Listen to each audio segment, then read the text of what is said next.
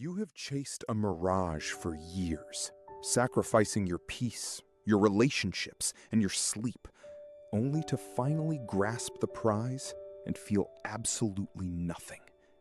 This is the ultimate modern tragedy, arriving at the summit of your ambitions, looking around and realizing the mountain is entirely barren. You thought the promotion, the money, or the status would fix the void inside you. Instead, the void merely expanded. Why does getting exactly what we desire often leave us feeling utterly hollow? In this video, you will discover the exact Stoic psychological framework required to cure this crushing emptiness and finally find lasting fulfillment. 2,000 years ago, one of the wealthiest men in the Roman Empire stood in the center of unprecedented opulence and felt this exact same profound emptiness. Seneca the Younger was an advisor to the Emperor Nero, a man who possessed sprawling estates, infinite gold, and boundless political influence. Yet, beneath the luxurious surface of his life, Seneca observed a haunting reality among the Roman elite. They were acquiring everything they had ever dreamed of, yet they remained deeply miserable, restless, and completely dissatisfied. Seneca realized that the human mind is a bottomless vessel when it chases external validation. Seneca understood a psychological trap that modern science now calls the hedonic treadmill. The ancient Stoics recognized that our desires are naturally infinite, while the material world is strictly finite. When Seneca looked at the most successful men of Rome, he saw prisoners chained to their own relentless cravings. They would conquer an entire province just to satisfy a fleeting urge, only to wake up the next morning feeling the exact same gnawing emptiness. The Stoics knew that an empire built on the foundation of chasing external acquisitions is doomed to collapse under the weight of endless expectations. The emptiness you feel after achieving your goal is known as the arrival fallacy. We operate under the dangerous illusion that once we attain a specific milestone, our internal state will permanently transform into happiness. We tell ourselves that the next paycheck, the next relationship, or the next accolade will finally be enough. But the Stoics teach us that external objects possess absolutely no power to alter our internal architecture. A new title or a heavier bank account cannot rewire a restless soul. When you rely on the outside world for peace, you guarantee your own misery. The former slave turned philosopher, Epictetus, offered a brilliant diagnosis for this chronic modern sickness. He stated that it is not things that disturb us, but our judgments about those things. You feel empty because you placed an impossible burden of expectation upon a completely indifferent outcome. You demanded that a piece of paper, a job title, or a specific number in your account provide you with spiritual salvation. By outsourcing your sense of worth to achievements, you have effectively abandoned your own fortress of mind. You have handed the keys of your happiness to blind fortune.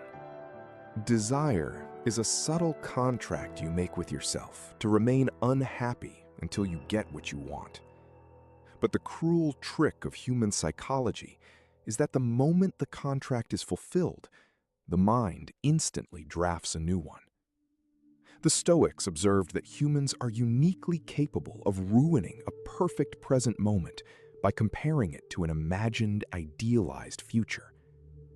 You spent years chasing a specific destination, and now that you have arrived, your mind simply pushes the horizon further away. You are mourning the loss of the chase, not the acquisition of the prize. Marcus Aurelius, a man who literally commanded the known world, frequently reminded himself of the absolute insignificance of fame and achievement. He wrote in his private journal about the conquerors, kings, and elites who had everything, yet still vanished into the dust of history. If the most powerful emperor in human history realized that external acquisitions could not cure the emptiness of the human condition, why do we foolishly believe that our modern pursuits will be any different? Aurelius understood that true fulfillment is generated entirely from within, through the rigorous cultivation of character and personal virtue. The fundamental error we commit is attempting to fill a spiritual void with material possessions. The feeling of emptiness after a major victory is your mind's way of aggressively signaling that you are solving the wrong problem. You are applying a physical remedy to a philosophical illness. You believed the destination would magically bestow you with an identity, a sense of purpose, and unshakable confidence. When the initial dopamine rush of success inevitably fades, you are left alone with yourself again. The mirror reflects the exact same person, carrying the exact same unhealed internal wounds. Modern society has trained us to confuse the sudden spike of cheap dopamine with the profound tranquility of eudaimonia. Eudaimonia is the ancient Greek concept of human flourishing, a state of deep, enduring fulfillment that relies entirely on rational living and moral integrity. Dopamine is fleeting, highly addictive, and leaves a hollow crater when it dissipates. When you got what you wanted, you experienced a chemical high that crashed, leaving you stranded in the wasteland of reality. The Stoic path rejects these chaotic emotional swings, seeking instead a stable, internal harmony that remains completely immune to external circumstances. To break free from this cycle of endless yearning and inevitable disappointment, you must fundamentally redefine your definition of success. Success can no longer be measured by the accolades you collect, the attention you command, or the wealth you accumulate. True Stoic success is the quiet, unbreakable mastery over your own mind. It is the ability to walk through the highest peaks of triumph and the lowest valleys of failure with the exact same unbothered expression. When your goal is mastery over yourself rather than mastery over the world, you can never be robbed of your prize. How do we apply this profound Stoic realization to our daily lives? You must begin by violently detaching your sense of self-worth from the final outcome of your endeavors. Focus entirely on the intense rigor of the process, the purity of your effort, and the discipline of your daily routine. If you are building a business, find your joy in the act of building, not in the fantasy of the eventual sale. When you fall in love with the work itself, the ultimate result becomes entirely irrelevant. The action becomes its own deeply satisfying and eternal reward. The next actionable step is to practice the Stoic exercise of premeditatio malorum, the premeditation of evils. Before you even achieve your grand ambition, deliberately visualize the moment of success, but strip away all the magical thinking. Imagine the promotion arriving, and alongside it, the increased stress, the lingering boredom, and the same internal doubts. By mentally rehearsing the reality of the achievement, you completely dismantle the dangerous illusion of the arrival fallacy. You protect your mind from the crashing disappointment because you never allowed yourself to expect a utopian paradise in the first place. Finally, you must cultivate a ruthless, uncompromising gratitude for the exact moment you are currently in. This is the essence of amor fati, the love of one's fate. The emptiness you feel is a direct result of constantly living in an imaginary future. You must anchor yourself forcefully into the present. Look at the life you currently possess. It contains elements that a younger version of yourself desperately prayed for. Stop sprinting toward an invisible finish line and learn to inhabit the architecture of your current reality. The only time and place you can ever be fulfilled is right now. There is a powerful historical account of Alexander the Great that perfectly illustrates the peril of infinite ambition. Alexander spent his entire youth conquering the known world, pushing his armies across brutal deserts and towering mountains. He was driven by a burning obsession to reach the absolute limits of the earth.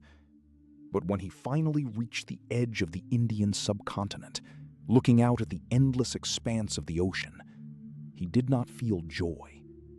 Legend says that Alexander the Great wept bitterly. He wept because there were no more worlds left for him to conquer. Alexander possessed more wealth, power, and glory than any human being in history, yet his mind was a tormented prison. He was the ultimate victim of the arrival fallacy. He conquered the entire external world, but completely failed to conquer himself. His tragedy stands as a massive monument to the folly of chasing external achievements to cure internal unrest. If the man who owned the world felt entirely empty at the end of his journey, your salvation will certainly not be found in your next promotion, your next purchase, or your next fleeting moment of societal applause. We promised you the exact technique the world's most powerful emperor used to stay stress-free. Marcus Aurelius cured his emptiness by turning his gaze violently inward. He realized that the only territory worth conquering is the human mind. The void you feel right now is not a sign of failure. It is a profound awakening.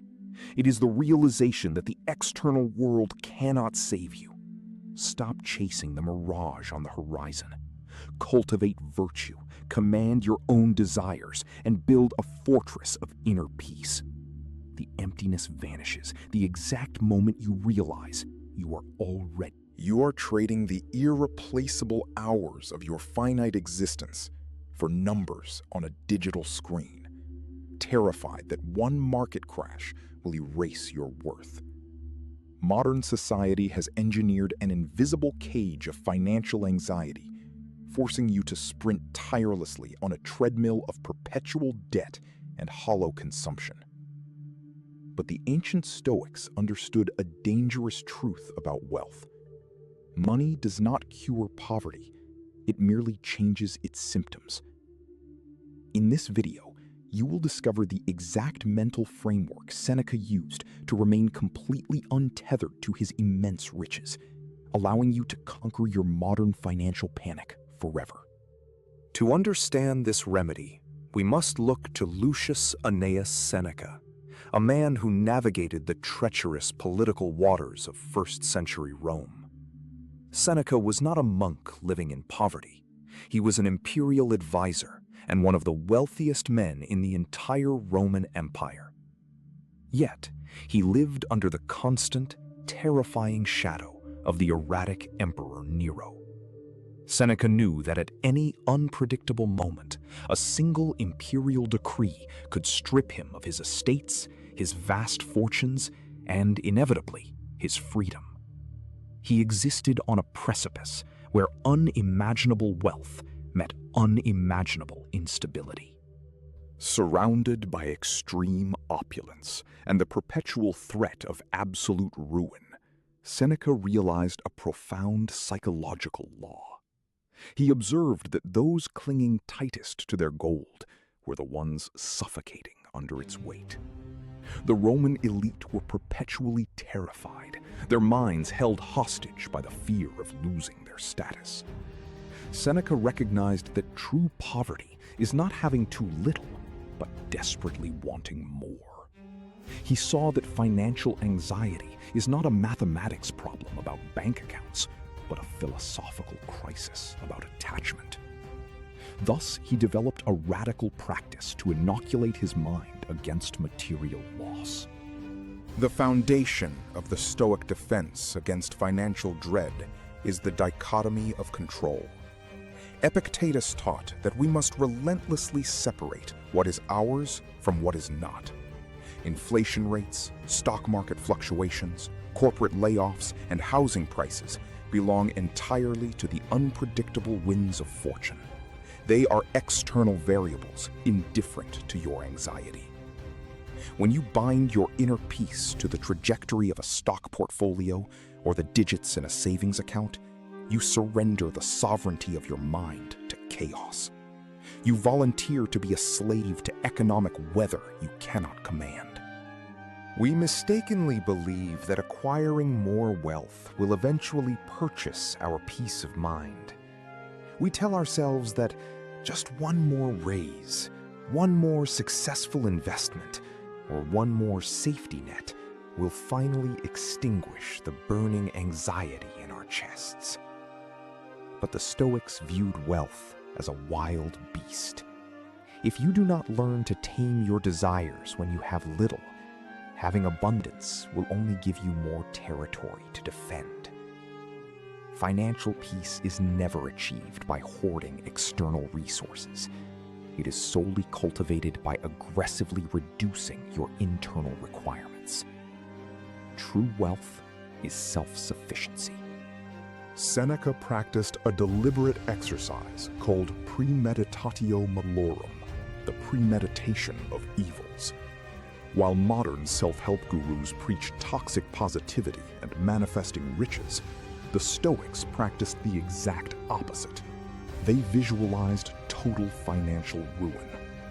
Seneca would intentionally set aside a few days each month to live on the cheapest food, wear rough, ragged clothing, and sleep on a hard floor. He did not do this to punish himself, but to look his deepest financial fears directly in the eye and ask, is this the condition that I have feared so intensely all along? By physically experiencing the absolute worst-case scenario, Seneca dismantled the psychological power of poverty. The terror of going broke is always worse in our imagination than in reality. When you realize that you can survive, adapt, and even find moments of stillness with absolutely nothing in your pockets, the invisible chains of financial anxiety suddenly shatter. You stop making decisions based on the fear of scarcity. You stop tolerating a miserable career just to fund a lifestyle you do not even enjoy. You reclaim your autonomy from the tyrannical grip of money. We must also examine our definition of ownership. The Stoics believed that you do not actually own your money, your car, or your home. You are merely renting these things from fortune, and the lease can be revoked without a moment's notice. Wealth is a preferred indifferent. It is acceptable to have it, but it is a catastrophic error to need it. If your identity is wrapped tightly around your net worth, a market crash will not just erase your funds, it will completely obliterate your sense of self and plunge you into despair. The relentless pursuit of wealth forces you to live constantly in the future, sacrificing the present moment for a delayed sanctuary that may never arrive. Marcus Aurelius reminded himself that a man can only ever lose the present moment, for it is the only thing he truly possesses. Financial anxiety is the theft of today by the ghosts of tomorrow. When you are consumed by the fear of future ruin, you are failing to inhabit the life you are currently living. The Stoic anchors himself firmly in the immediate present, managing only what is right in front of him. Consider the immense cognitive load that financial anxiety demands. It drains your focus, saps your energy, and compromises your moral integrity. Men will compromise their deepest values, betray their friends, and destroy their own health merely to accumulate slightly more currency. But Epictetus would ask, At what price are you selling your tranquility? If you gain a fortune but lose your character and your peace of mind, you have made a terrible transaction.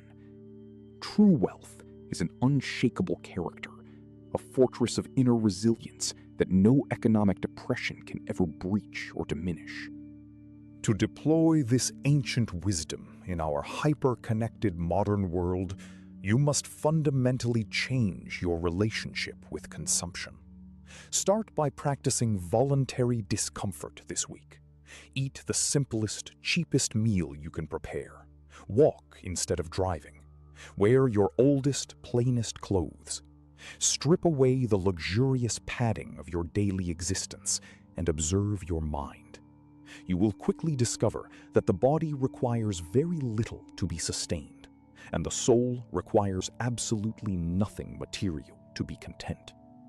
This simple physical practice builds an impregnable psychological shield against the modern terror of economic collapse.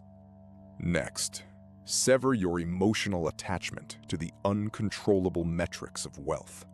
Stop obsessively checking your bank balance, your investment portfolios, or your credit score. Once you have established a rational plan for your finances, step away from the noise. Understand that every time you refresh those numbers with a trembling hand, you are reinforcing the false belief that your safety is tied to external algorithms. Instead, invest your primary energy into cultivating skills, wisdom, and resilience. These are the only true assets that cannot be inflated away, taxed by the government, or stolen by thieves. Finally, practice the art of negative visualization regarding your current lifestyle. Look around your home and acknowledge that every single item you own is temporary. Mentally practice losing your job, losing your home, and starting over from absolute zero. If you systematically trace your fear down to its roots, you will find that the monster hiding in the dark is quite small.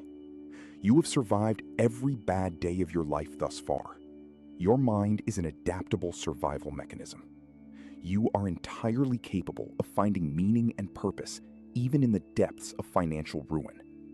There is a powerful historical account of Zeno of Citium, the very founder of the Stoic school. Before he was a philosopher, Zeno was a very wealthy merchant who traded rare purple dyes. He had invested his entire fortune into a massive cargo shipment. During a treacherous voyage, a brutal storm struck the sea, and his ship was entirely destroyed. In a single devastating moment, Zeno lost everything he had ever worked for. He was violently thrown from the peak of extreme wealth to the absolute bottom of poverty, stranded with nothing but his own breath. But Zeno did not collapse into despair. He did not curse the gods or surrender to the crushing weight of financial anxiety. Instead, he made his way to Athens, walked into a bookstore, and discovered the teachings of Socrates. Reflecting upon his devastating loss, Zeno famously declared, "Fortune has smiled upon me, for she has driven me to the study of philosophy." He realized that the destruction of his material wealth was the exact catalyst required to build his invincible inner wealth. The storm did not ruin his life. It freed him from the burden of his cargo. The exact technique Seneca used to remain stress-free amid a crumbling empire was the realization that true wealth is not the abundance of possessions, but the poverty of desires. If you practice voluntary discomfort and mentally prepare for ruin, you strip fortune of its power to terrorize you. You no longer need the market to stay green to feel secure. The economy will crash, jobs will vanish, and fortunes will inevitably burn. But when you build your foundation upon unshakable character rather than fragile currency, you become entirely untouchable. Master your desires, and you will forever master your will. Most people believe freedom means doing whatever they want, whenever they want. They are wrong. And deep down, they sense it. Every morning you wake up and choose the easier path, a part of you grows smaller. By the end of this video, you will understand the exact mental architecture Marcus Aurelius built to transform rigid discipline into the purest form of human liberation ever recorded in history. Marcus Aurelius was born in 121 AD into Roman aristocracy, but comfort never softened him. At 17, he was adopted by Emperor Antoninus Pius and groomed for absolute power. He did not ask for the throne. When he finally received it in 161 AD, he immediately shared authority with his adoptive brother. Power arrived, and his first act was restraint. That tells you everything. His reign lasted 19 years, and they were brutal. Plague swept the empire, killing millions. Germanic tribes pressed relentlessly against the northern borders. Betrayal came from within his own court. He governed during catastrophe, without the luxury of calm. The Meditations, his private journal, was never meant to be read. It was a man talking himself back from the edge, daily. Here is what most people misunderstand about Stoic discipline. It was never about punishment. It was never about denying yourself joy or grinding yourself into numbness. Marcus understood something far more radical. The undisciplined mind is a prison with invisible bars. Every craving you obey, every discomfort you flee, every impulse you surrender to, each one quietly removes a degree of your sovereignty. He wrote in Book 5 of the Meditations, "On those mornings you struggle to rise, let this thought be present. I am rising to do the work of a human being." This is not motivation. This is something older and harder. It is the recognition that your nature has a direction, and discipline is simply the act of moving in that direction rather than against it. Resistance to your nature is the real suffering. Marcus practiced what Stoics called the discipline of desire. Not the elimination of desire, but its refinement. He taught himself to want only what was within his power. External outcomes, public approval, even his own health, these he held loosely. What he gripped with both hands was his response, his attention, his effort. And in that single distinction lived an enormous, unassailable freedom that no plague or war could dissolve. There is a concept in Stoic philosophy called the inner citadel, described with force by Marcus in the Meditations. The premise? Your rational mind is a fortress. External events are siege weapons. They can surround you, press against your walls, shake your foundations. But they can only enter if you open the gate from within. Discipline was how Marcus kept that gate sealed, even when everything outside was falling apart. Most people think willpower is a finite resource you spend. Marcus thought differently. He understood that discipline, practiced consistently, becomes identity. You do not spend it, you become it. A man who has trained himself to wake at dawn does not fight the alarm. A man who has practiced silence in anger does not battle the impulse. The war is won long before the battle begins. Virtue, practiced, becomes character. He understood the paradox that confuses almost everyone.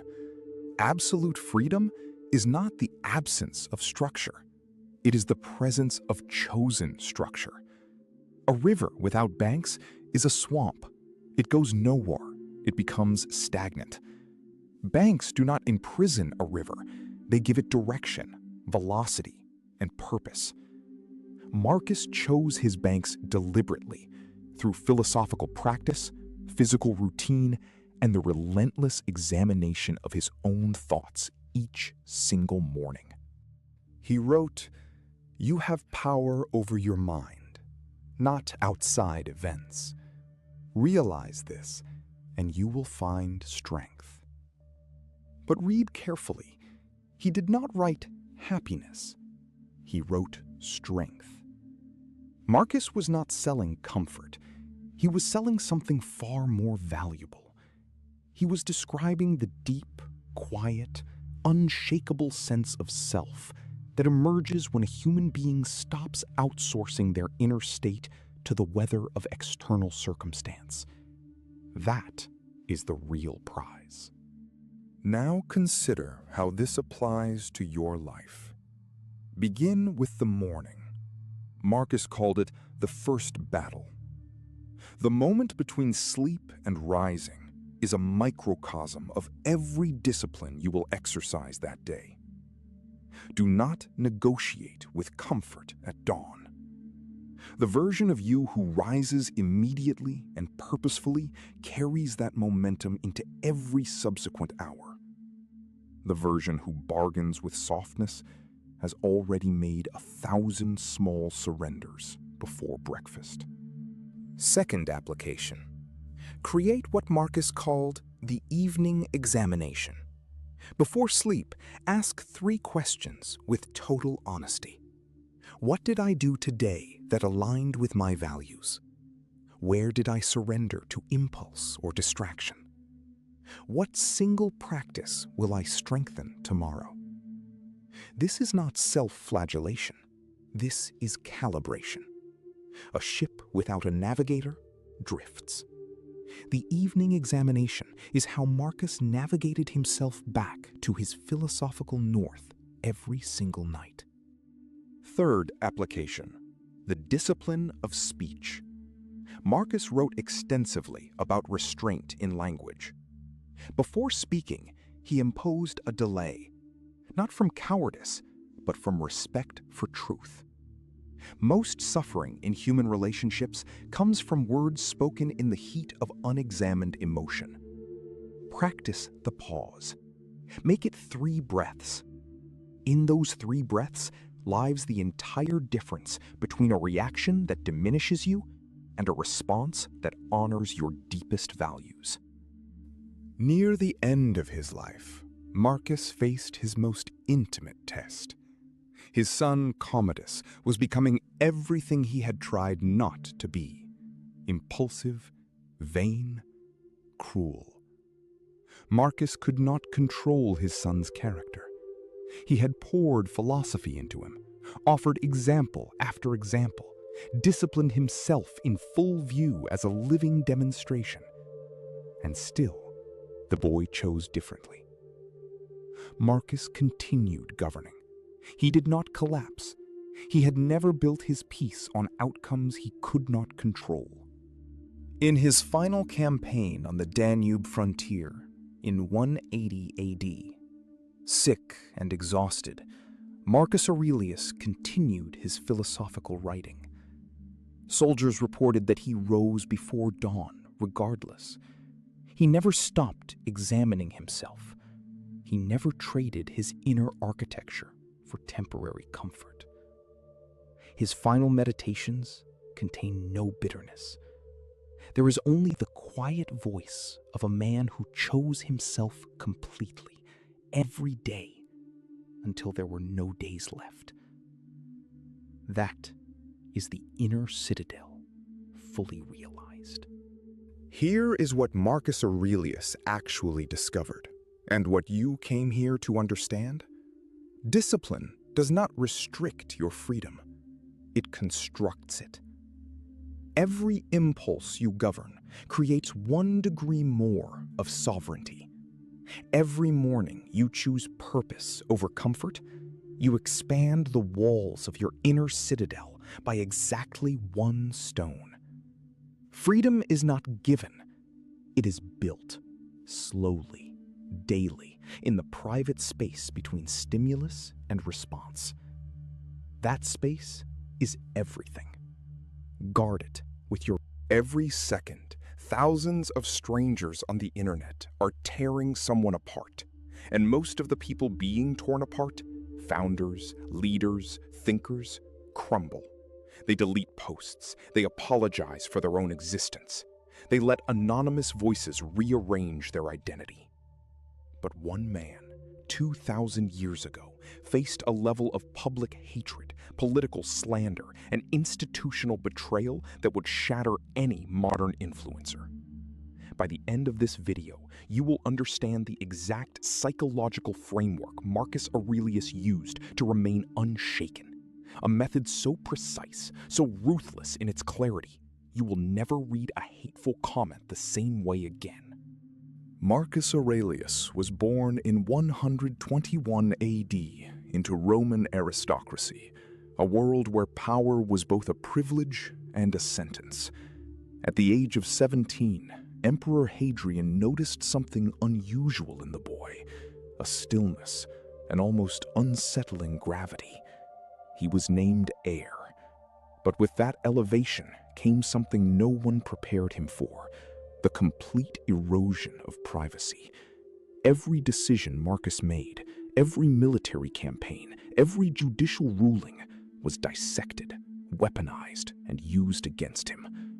Rome had no internet, but it had something equally vicious: the Roman Senate, the mob, and the relentless machinery of political gossip. He ruled from 1601 AD until his passing in 180 AD. And during those years, Rome was besieged not only by Germanic tribes along the Danube, but by plague, financial crisis, and internal political betrayal.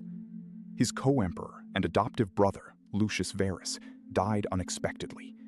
His trusted general, Avidius Cassius, declared himself emperor in a coup.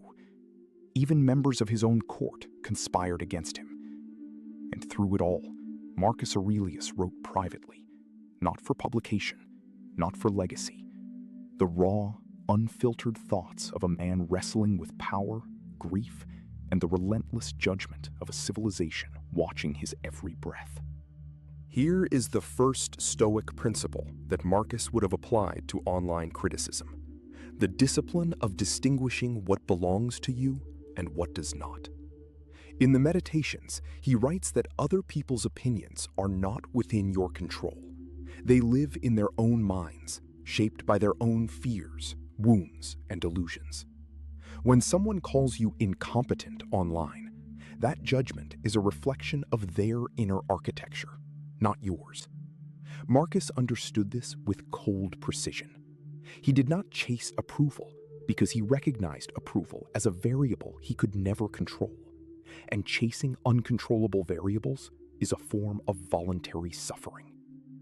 The second principle is what the Stoics called the view from above, Epictetus. Marcus would visualize himself from a vast cosmic distance, seeing Rome as a small point, himself as an even smaller one, and any criticism directed at him as something so microscopically insignificant in the scope of eternity that it dissolved before it could wound him. Imagine opening your phone, seeing a vicious comment, and then zooming out mentally until the phone, the comment, and the commenter are specks in an infinite universe. This was not escapism for Marcus. It was a rigorous intellectual exercise he practiced daily, like sharpening a blade. The third principle is radical honesty about one's own character. Marcus writes in Book 4 of the Meditations, and this is devastating in its clarity, that if someone can prove you are wrong, you should be grateful, not defensive, grateful, because truth corrected is a gift. Modern social media runs on the fuel of defensiveness. Someone criticizes your work and your nervous system floods with cortisol. Your fingers begin typing. Your ego begins its frantic self-defense campaign. Marcus would have paused. He would have asked the single most disarming question available to any human being. Are they right? That pause is a fortress. The fourth principle strikes even deeper. Marcus was obsessed with the transience of reputation. In his private notes, he returns again and again to the observation that even the most celebrated emperors, Augustus, Trajan, Hadrian, were already being forgotten within generations of their rule. He writes that Alexander the Great and his mule driver ended up in the same place. This was not nihilism. This was liberation. If even the greatest reputations dissolve like morning frost, then what exactly are you defending when you rage against a stranger's tweet? The answer, Marcus would say, is nothing. You are defending a phantom, a social fiction, a temporary arrangement of other people's neurons. The fifth principle is perhaps the most psychologically sophisticated: understanding the origin of cruelty. Marcus Aurelius believed, following Socratic tradition, that no person does harm willingly with full wisdom. When someone attacks you online with venom, they are not demonstrating their strength. They are revealing their suffering. A person at peace does not need to dismantle strangers. A person full of self-respect does not crave the diminishment of others. Marcus would look at his critics not with contempt, but with something more unsettling and more powerful: genuine philosophical pity. He would see not an enemy, but a wound walking in human form. The sixth principle is the practice of one negative, premeditatio malorum, the premeditation of adversity.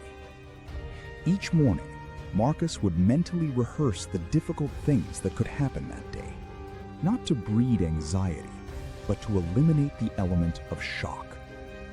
In the modern context, imagine waking each morning and quietly acknowledging, today, someone may try to humiliate me publicly. Today, someone may misrepresent my work. Today, someone may call me a fraud. When you have already rehearsed the scenario, the actual event loses its detonating power. It becomes familiar terrain rather than ambush. The critic fires and finds their target has already been standing in that fire for hours. The seventh, and perhaps most difficult principle: Marcus Aurelius acted anyway. He did not wait for consensus. He did not wait for approval from the Senate, from the mob, from history. He acted according to his studied understanding of virtue, and then released the outcome.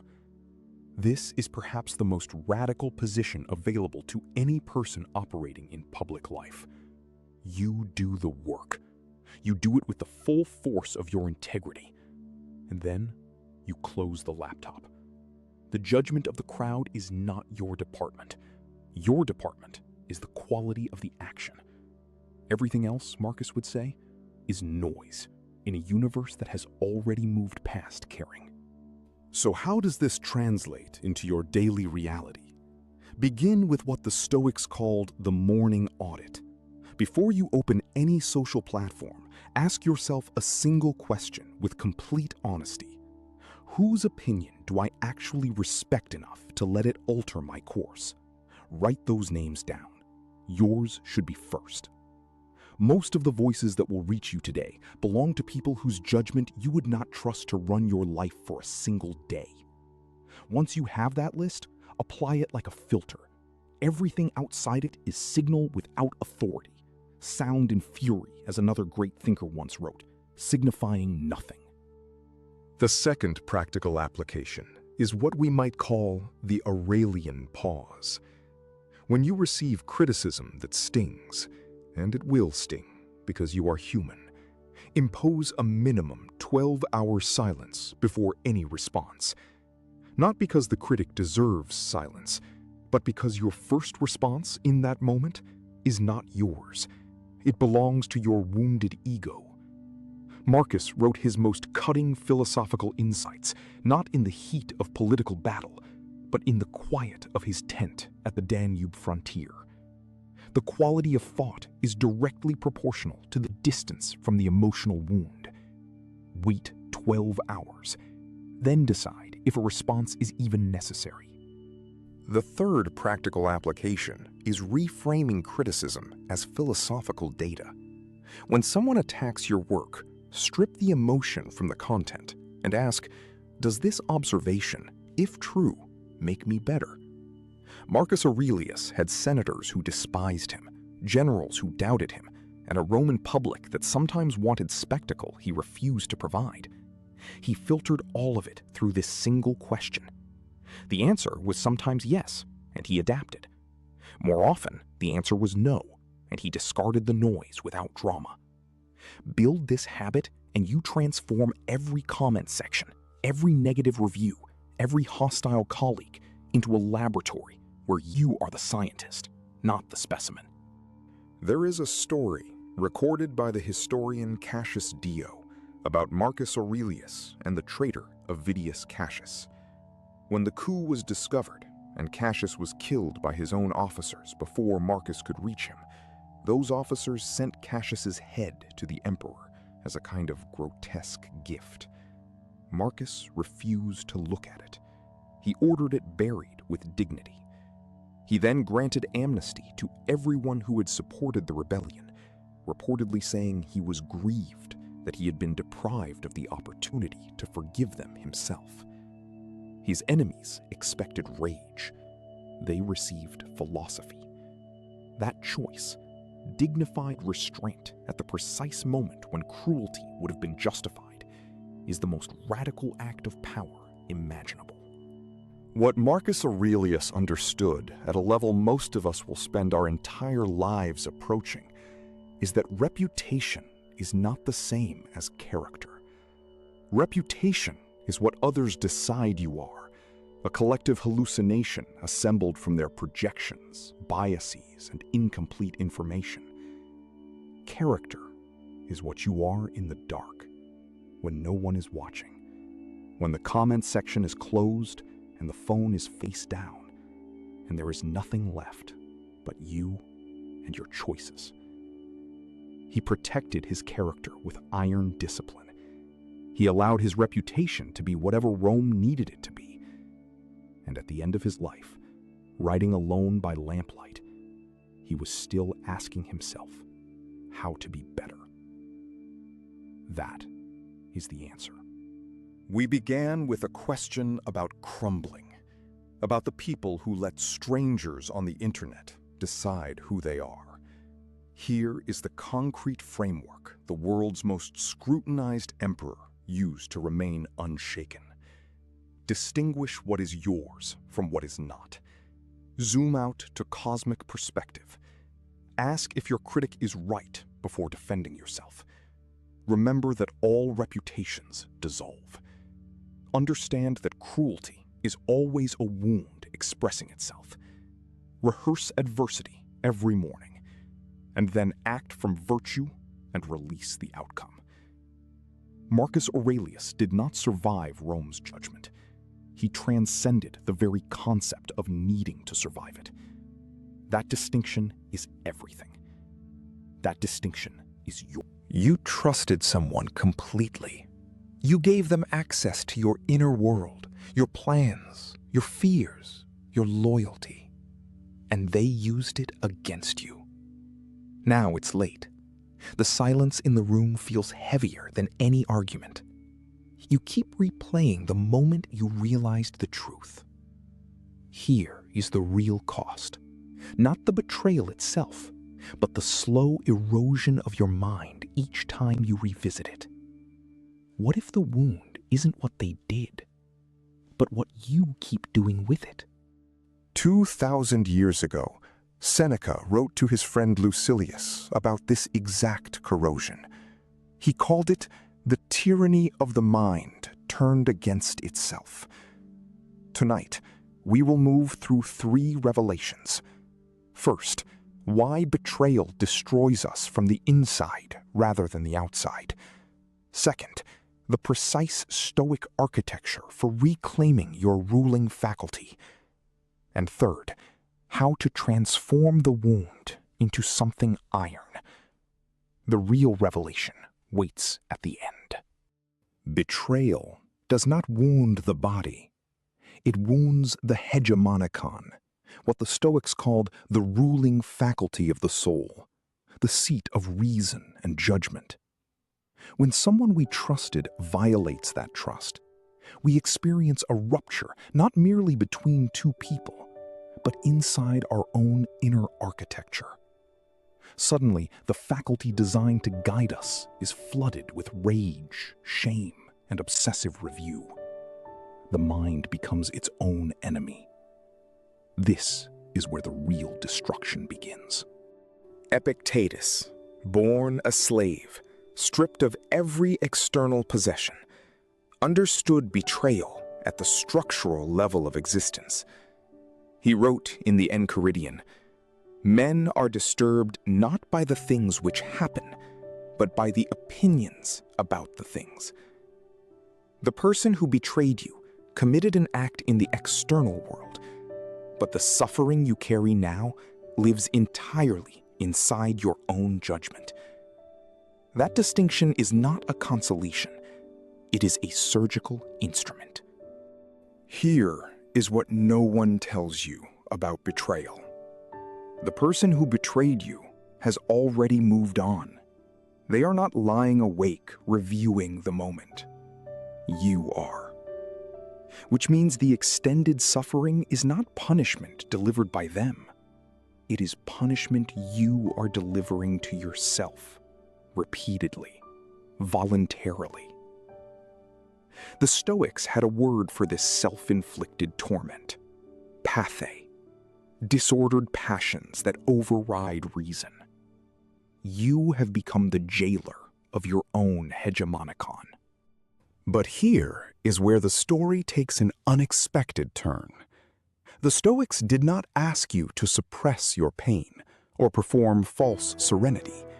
Seneca explicitly warned against that mask. What they prescribed was something far more demanding: prosoche, vigilant, unflinching attention to your own inner movements. You must watch the anger arrive, name it, trace it back to its origin in your own judgment. This is not comfort. This is cognitive surgery performed on yourself. Awake.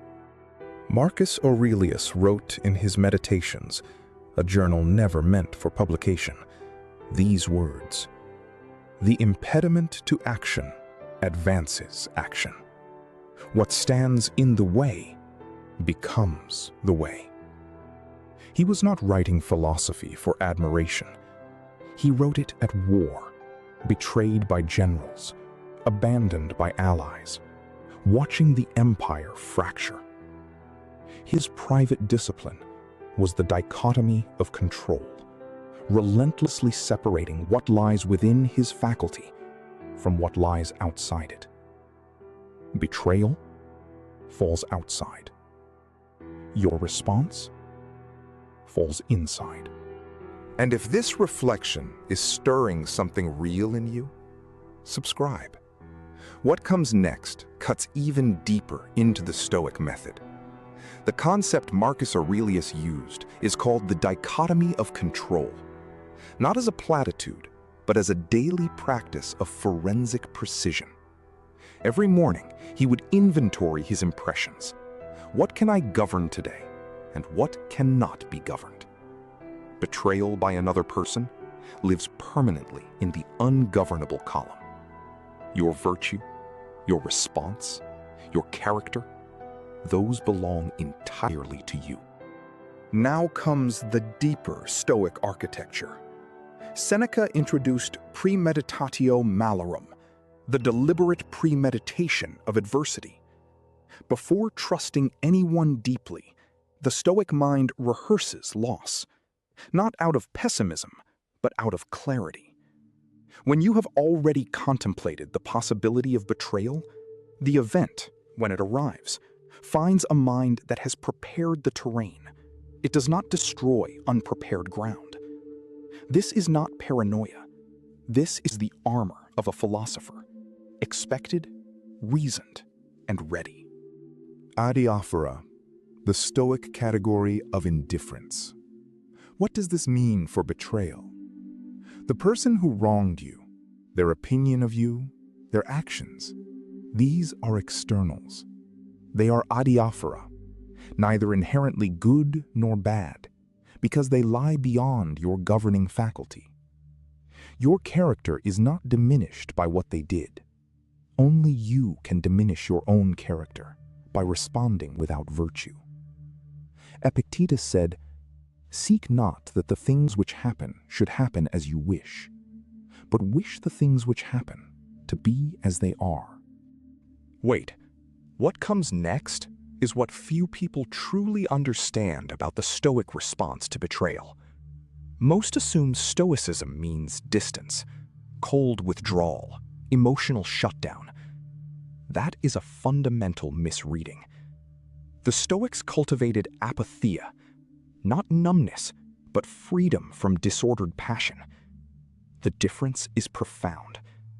Apatheia allows deep feeling, grief, love, indignation, while the hegemonicon remains in command. You feel the fire without being consumed by it. That is not detachment. That is mastery. Here is the practical application. Tomorrow morning, before the world demands anything from you, sit with a single sheet of paper. Write 2 columns. What is within my ruling faculty today, and what is not. Place the betrayal, the person, and their actions firmly in the second column. Then write in the first column 1 virtue you will embody despite what happened. Not for them, for the coherence of your own character. This is officium, your duty to your own inner architecture. In the second week, add a second practice, the evening review, what Epictetus called the examination of impressions.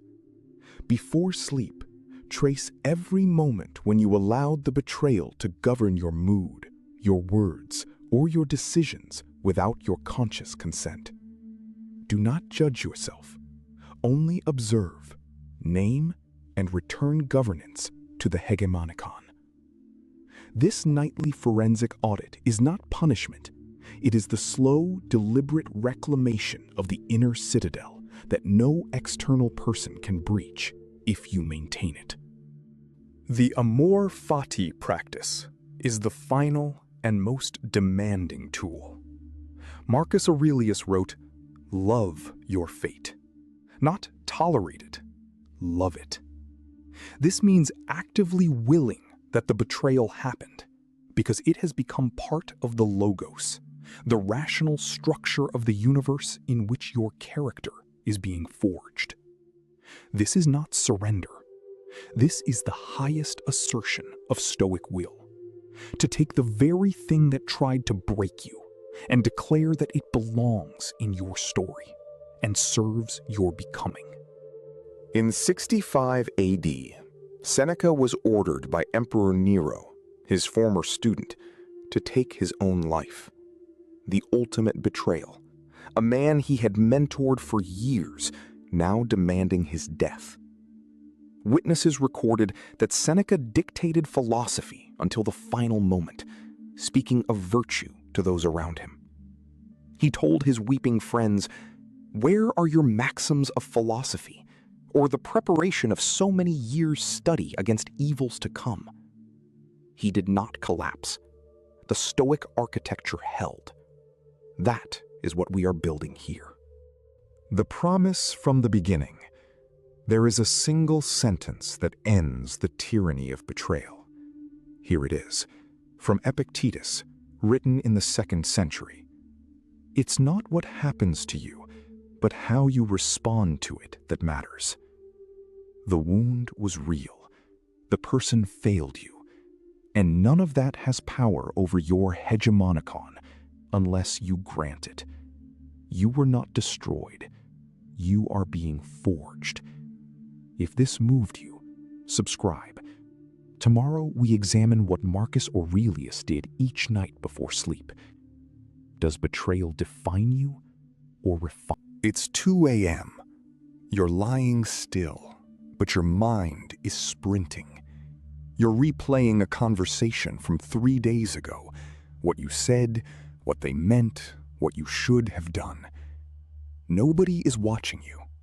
No crisis is unfolding. Yet your own skull has become a prison. The cost? Your health, your clarity, your days. What if the enemy isn't the world, but your own unguarded mind? Seneca already knew the answer. We'll explore 3 ideas that changed how the ancient world understood the mind. First, why overthinking is not a thinking problem, it's a judgment problem. Second, how Seneca's concept of recollecting the self dismantles the spiral.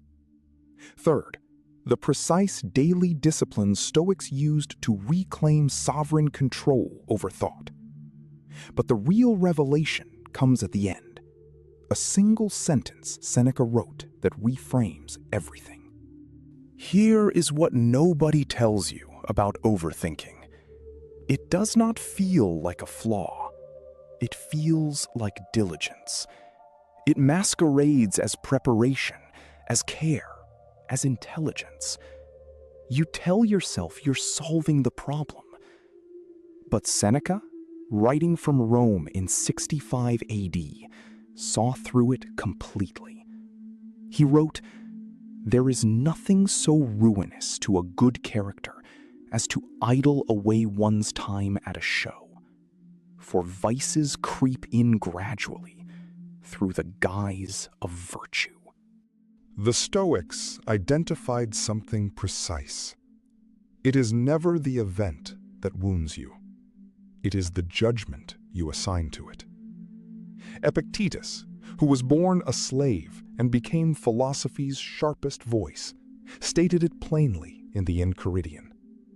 Men are disturbed not by things, but by the opinions about things. Your mind is not replaying the argument. It is replaying your verdict about the argument. That verdict lives inside you, and only you can revise it. This is the Stoic distinction that changes everything. The dichotomy of control. Epictetus divided all of reality into 2 columns. In the first column, your judgments, your desires, your chosen responses, things entirely yours. In the second column, reputation, outcomes, other people's words, none of it yours. Overthinking is what happens when you treat column 2 as if it belongs in column 1. You are pouring energy into territory you do not own. And if this is stirring something in you, subscribe. What comes next reaches even deeper into Stoic discipline. Now, Seneca adds a layer Epictetus does not. He doesn't just tell you what to stop judging. He tells you what your mind does in the absence of judgment. It wanders. In his letters to Lucilius, he warns against what he calls the restless mind, one that travels everywhere and masters nothing. The wandering mind, he argues, cannot heal itself because it never stays still long enough to examine itself. But here is where the story takes an unexpected turn. Seneca was not a monk. He was not retreating from the world. He was one of the wealthiest men in Rome, advisor to Emperor Nero, constantly surrounded by noise, politics, and moral compromise. He wrote his most profound letters while imprisoned by proximity to power. His philosophy was forged inside the very conditions you face: distraction, pressure, impossible people. His inner peace was not inherited. It was constructed. The core Stoic tool Seneca prescribes is what he calls recollectio, the practice of gathering yourself back inward. In letter 2, he writes, "Withdraw into yourself as much as you can." This is not escapism. This is prosoche, vigilant attention turned toward the hegemonikon, the ruling faculty of the soul. The Stoics believed your mind has a governing center. Overthinking is what happens when that center abdicates its authority and lets every passing impression command the whole. Seneca's prescription is radical in its simplicity. Stop adding more thinking to the spiral. Instead, examine the first thought. He called this practice the review of the day. Each evening, sitting in silence and asking 3 precise questions. What weakness did I exhibit today? What passion governed me when reason should have? Where did I mistake opinion for reality? This is not self-punishment. This is the Stoic equivalent of recalibrating a compass before a long journey. There is also premeditatio malorum, the deliberate rehearsal of difficulty before it arrives. Seneca used this not to breed anxiety, but to dissolve it. When you have already imagined the worst with calm reason, the mind has no catastrophe left to manufacture. The spiral loses its fuel. Most people flee the thought of difficulty. The Stoic moves toward it, with the hegemonikon fully engaged, stripping it of the power that comes only from surprise and avoidance. And then there is apatheia. Not apathy, but freedom from unexamined passion. The Stoics were not emotionless. They felt deeply, but they refused to let unchecked emotion commandeer the logos, the rational faculty aligned with cosmic reason. Zeno of Citium, who founded Stoicism around 300 BC in Athens, taught that passions arising from false judgment must be corrected at their root. You do not suppress the feeling. You correct the mistaken verdict that generated it. Wait. What comes next is what few who study Stoicism ever fully grasp. Inner peace in the Stoic tradition is not a destination. It is not a reward granted after you have solved all problems. Marcus Aurelius, emperor, philosopher, military commander, wrote the Meditations not as a published masterpiece, but as private notes to himself. He was struggling. Every page is him fighting his own restless hegemonikon. Peace was his daily labor, not his permanent condition. So here is what Seneca demands of you in practice. Tomorrow morning, before you open any device, sit for 5 minutes in deliberate silence. Do not solve anything. Do not plan. Practice prosoche, vigilant attention toward your own ruling faculty. Ask, which thought is mine, and which thought owns me? Name one worry you are carrying that belongs in Epictetus' second column. Then release your jurisdiction over it. Not emotionally, rationally, because it was never yours to govern. In 65 AD, Seneca received word that Nero had ordered his death. He had no appeal, no escape. He gathered his friends, spoke calmly, and in his final hours dictated philosophical notes. According to Tacitus, he said, "Is it so surprising that a man who has long prepared himself should meet his fate without distress?" He was not performing courage. He had practiced premeditatio malorum so thoroughly that even this held no power to unravel him. That is the evidence. The sentence Seneca wrote that reframes everything, the one promised at the beginning, is from letter 1. Omnia aliena sunt, tempus tantum nostrum est. Everything is foreign to us.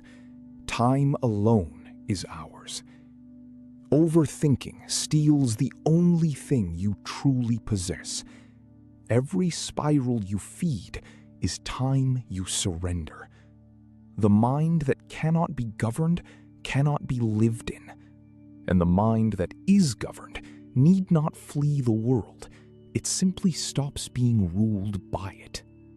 You began this in a dark room at 2 a.m. The loop running was not the world's doing. It was an unguarded hegemonicon. Seneca's answer was never silence. It was sovereignty. If this reflection has moved you, subscribe. Tomorrow we explore what Marcus Aurelius wrote each night before sleep and why it matters to you now.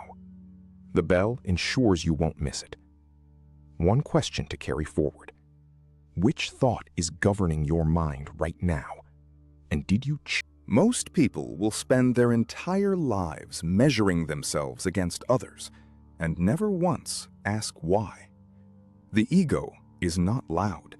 It is patient, surgical, and it destroys from the inside. There are exactly 5 daily habits that make you immune to ego and comparison. And number 5 is the one almost no one practices, because it demands something the modern world has trained you to never surrender. Number 1. The morning audit of judgment. Epictetus, the freed slave who became the most unbreakable thinker of antiquity, wrote in the Enchiridion that it is not events, but our judgments about events that disturb us. Every morning, before any screen or conversation touches you, sit in deliberate silence and examine the first 3 automatic judgments your mind produces about yourself or others. Write them down.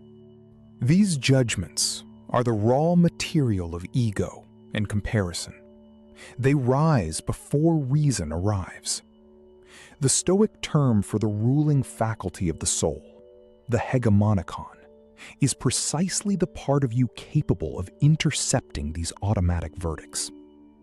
When you write them without self-defense, you expose the machinery. You see that most comparison is not ambition. It is unexamined fear dressed in competitive clothing. Number 2. The deliberate practice of arete, overachievement. The Stoics drew a radical distinction the modern world has almost entirely erased. External achievement, wealth, rank, recognition, belongs to the category of adiaphora, the indifference, things neither good nor bad in themselves. Only arete, virtue, moral excellence, constitutes genuine good. Marcus Aurelius governed an empire and wrote privately that his only real work was the discipline of the soul. The daily practice is simple and severe. Before each significant action, ask not what outcome you want, but what quality of character you intend to bring. Replace the question, "Will I win?" with, "Will I act with integrity?" This single substitution dismantles comparison at its foundation. You cannot genuinely compare your virtue to another's because virtue is not a rank, it is a direction. And if this reflection is stirring something in you, subscribe. What comes next matters even more. Number 3. Prosoche, the evening inventory of attention. The Stoics practiced what they called prosoche, vigilant, sustained attention to the movements of one's own soul throughout the day. Seneca formalized this into an evening ritual. In his letters to Lucilius, written in 65 AD near Naples, just before his forced death under Nero, he described examining each day's conduct with the rigor of a judge and the mercy of a teacher. Every evening, ask 3 precise questions. Where today did I act from ego rather than principle?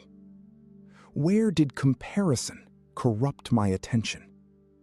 Where did I treat another person's success as a threat rather than as evidence of what is humanly possible? These are not questions for self-punishment. They are instruments of calibration. The hegemonicon, your ruling faculty, grows precise only through daily interrogation. Without it, ego operates invisibly, and comparison becomes the silent metric of your life. Number 4. Voluntary adversity. Premeditatio malorum applied to status. Seneca, in his Moral Letters, prescribed periodic exercises in deliberate discomfort, wearing plain clothing in public, eating simply, sleeping on hard ground. But his deeper intention was psychological, to demonstrate to yourself that your sense of worth does not depend on the signals of status. This is premeditatio malorum, directed not at catastrophe, but at the small humiliations of ordinary ego. The daily application. Once each week, deliberately remove one status signal from your routine. Eat alone without documentation. Wear something ordinary. Complete valuable work that no one will see or credit. Musonius Rufus, Epictetus's own teacher, argued that philosophy practiced only in words is theater. The test of Stoic conviction is behavioral. Each voluntary surrender of status is a controlled experiment, proving to the hegemonicon to show that its stability does not depend on external validation. Each time you do this and survive it intact, you inscribe a new datum in the rational soul. I am not my rank. I am not the room's opinion of me. Zeno of Citium, founder of Stoicism, taught on the painted porch in Athens around 300 BC that the wise person carries their worth internally, immovable as the logos itself, the rational principle threading through all existence. The ego feeds on external mirrors. Deprive it of them systematically, and it weakens precisely as virtue strengthens. Number 5, and this is the one almost no one practices. Before we reach it, understand why the previous 4, while powerful, remain incomplete without it. Morning judgment audits sharpen perception. Arete reorients ambition. Prosoche refines self-knowledge. Voluntary adversity builds independence from status. But none of these fully dissolves the deepest root of comparison, the terror of mortality, dressed as the need to matter more than others. Number 5, memento mori as a daily cognitive reset. This is not a meditation on despair. It is the most clarifying tool in the Stoic arsenal. Marcus Aurelius, governing 60 million people from Rome in the 2nd century, wrote in his private meditations, "Perfection of character is this, to live each day as if it were your last, without frenzy, without apathy, without pretense." Not as theater, as genuine recalibration of what deserves your attention. The practice is this. Each morning, after your judgment audit, write one sentence. This day is finite, and I will not recover it. Then ask, given that finitude, does the gap between my status and another's matter? Does their follower count, their salary, their social approval alter the quality of the virtue I can practice in the next hour? The answer, examined honestly, with the full weight of mortality behind it, is always no. The ego shrinks before the absolute. Memento mori does not make ambition vanish. It purifies it. Chrysippus, the third head of the Stoic school and arguably its most systematic architect, held that all irrational emotions arise from false value judgments, and that the correction is always a clearer perception of reality. The reality of finitude is the ultimate clarifier. When you know the hours are numbered, you stop auditing your life against others' timelines and start living according to your own logos, your own rational nature. The 5 habits form a complete architecture. Morning judgment audit, arete over achievement, evening prosoche, voluntary adversity, and the daily memento mori reset. Together, they construct what Epictetus called apatheia, not the modern misreading of apathy, but freedom from the tyranny of irrational passion. The ego requires comparison, the way fire requires oxygen. These 5 habits, practiced daily without exception, starve it methodically. The immune person is not indifferent to excellence. They are indifferent to the opinion that measures it. You came here because something in you already suspects that comparison is a borrowed prison. The Stoics knew it in Athens, in Rome, in exile, in chains. The question is whether you will practice immunity or merely admire it. If this reflection has moved you, subscribe. Tomorrow we go deeper into amor fati and the Stoic discipline of desire. The bell ensures you miss nothing.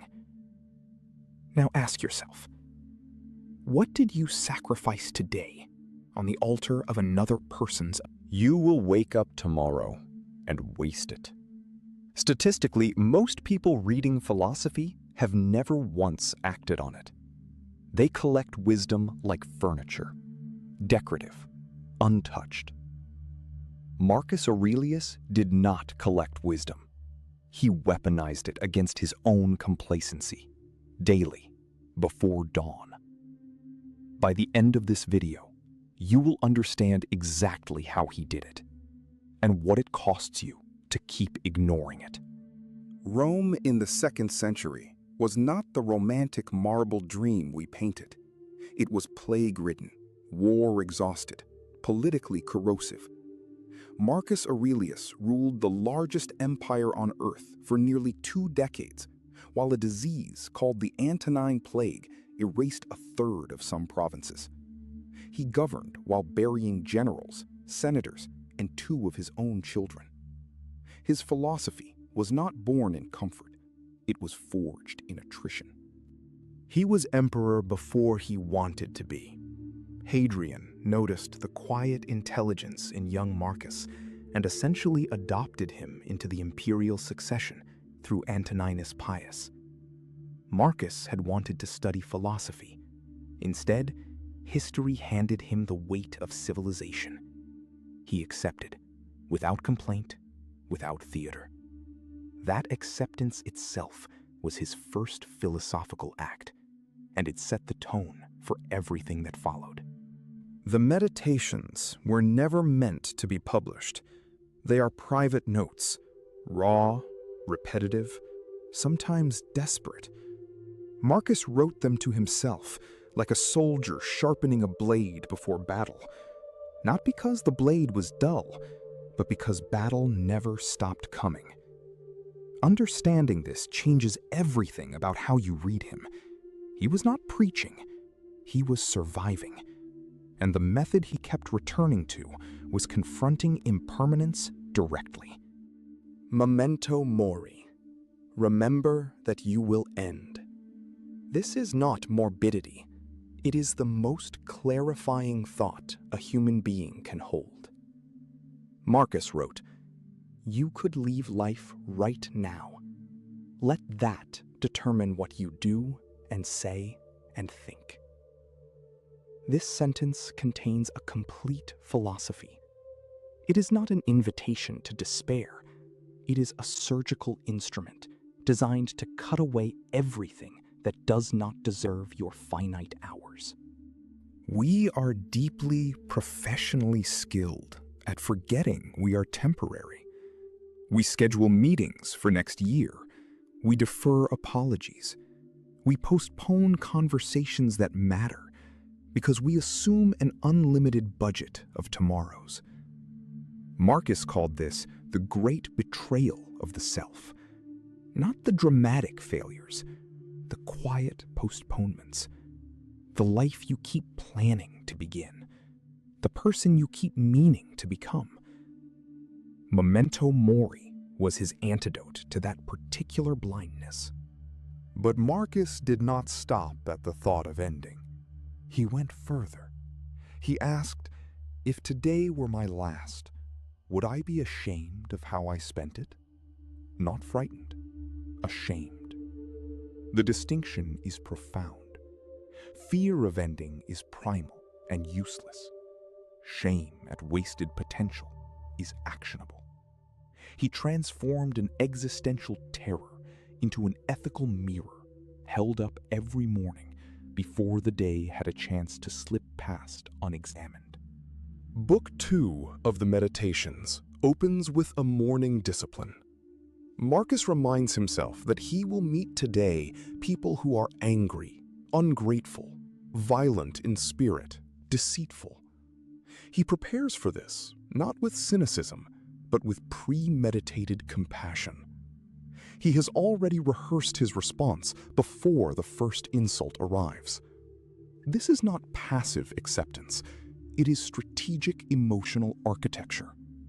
He builds his character before the world has a chance to erode it. The Stoic morning ritual was not motivational. It was confrontational. Marcus would rehearse the difficulties of the coming day, not to generate dread, but to strip away the illusion that the day owed him ease. When hardship arrived, it arrived as expected. When kindness appeared, it appeared as a gift. He denied himself the luxury of surprise at difficulty, and in doing so, he denied difficulty its greatest weapon, the power to shock him into reaction. There is a Stoic concept Marcus returns to obsessively: the present moment as the only ground of real action. He writes that the longest life and the shortest share the same present moment, because you can only ever act now. Yesterday is memory. Tomorrow is hypothesis. What you do in this breath, this hour, this conversation, that is the only thing that belongs to you with any certainty.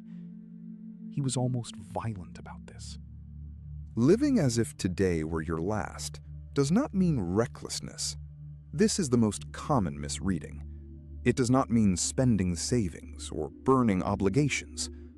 Marcus was famously disciplined, sleeping on a simple bed, eating modestly, governing with meticulous care. For him, living the last day fully meant bringing full attention to each duty, not escaping responsibility, inhabiting it completely. The difference between a wasted day and a complete one is not what you did, but how present you were while doing it. Marcus understood that virtue, arete, the Greek excellence of character, was the only true possession. Kingdoms could be seized, health would certainly fail, reputation was subject to the mob's mood, but the quality of one's choices in any given moment could not be taken by external force. This was the Stoic fortress, not physical, not political, but moral. And it was reconstructed daily. Every morning was a new construction site, every evening an audit. He wrote, "Do not indulge in dreams of what you lack. Count what you have, and remind yourself how eagerly you would have pursued it had you not already possessed it."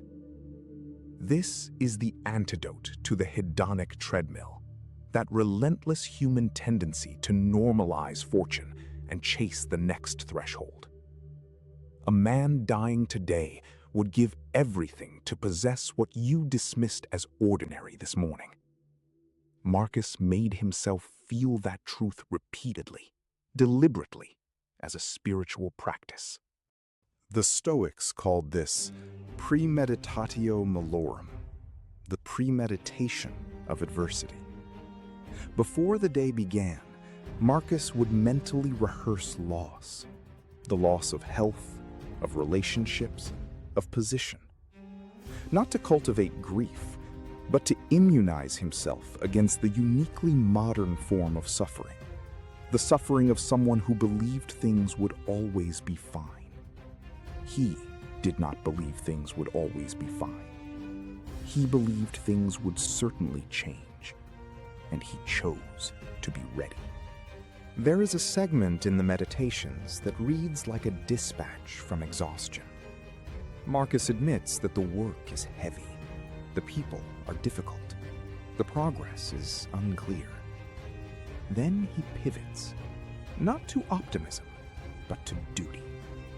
He reminds himself that bees do not complain about the work of making honey, that a vine does not resent bearing fruit, that human beings are made for effort, cooperation, and contribution, not comfort.